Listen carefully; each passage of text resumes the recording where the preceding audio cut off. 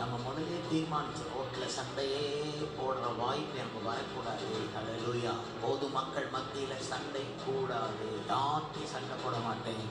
உடனே நேரம் வீட்டுக்கு வாங்க. வீட்டில் வந்த உடனே சண்டை தூண்டப்படக்கூடிய ஆவிகள் அங்கே நம்ம நாம் மனதில் தீர்மானம் கொள்ள அவருடைய வீட்டிலே நீங்கள் எடுக்கிற தீர்மானம் எல்லாம் ஜெயிக்கும். இயேசுவின் சன்னிதானத்தில் நீங்கள் எடுக்கிற தீர்மானம் தோற்கவே தோற்காது.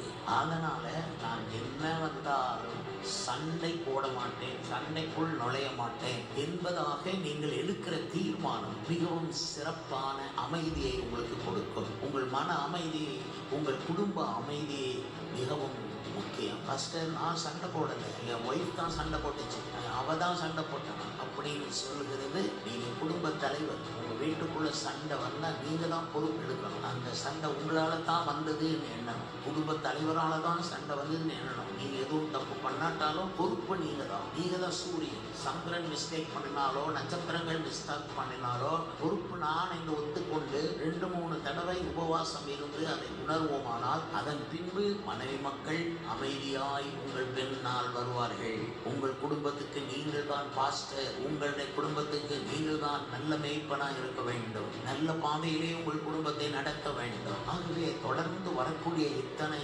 தீங்குகள் தொடர்ந்து வந்து கொண்டிருந்தால் என்ன செய்வீர்கள்? மறுபடியும் தொடர்ந்து வருகிறது, மறுபடியும் தாமதம் தொடர்ந்து வருகிறது, மறுபடியும் ஏமாற்றம் தொடர்ந்து வருகிறது, மறுபடியும் இருள் தொடர்ந்து வருகிறது, மறுபடியும் திகைப்பும் கலக்கமும் தொடர்ந்து வருகிறது, மறுபடியும் பொருளாதார குற்றங்கள் தொடர்ந்து வருகிறது, மறுபடியும் பொருளாதார பற்றாக்குறை தொடர்ந்து வருகிறது. நீங்கள் எந்த குற்றத்திலும் விழுந்து விடக்கூடாது. விசேஷமாய் பொருளாதார குற்றத்தில் உண்மையாக நீங்கள் விழாமல் இருப்பீர்களானால், அதில் உண்மையாக இருப்பீர்களானால் உங்கள் கையை பொருளாதாரத்தால் கர்த்தர் நிறைக்க வல்லவராக இருப்பார். தேவனுடையதை தேவனுக்கும், மனுஷருடையதை மனுஷருக்கும், அதிகாரிகளுக்குரியதை அதிகாரிகளுக்கும் கொடாமல் வஞ்சிக்க கூடாது.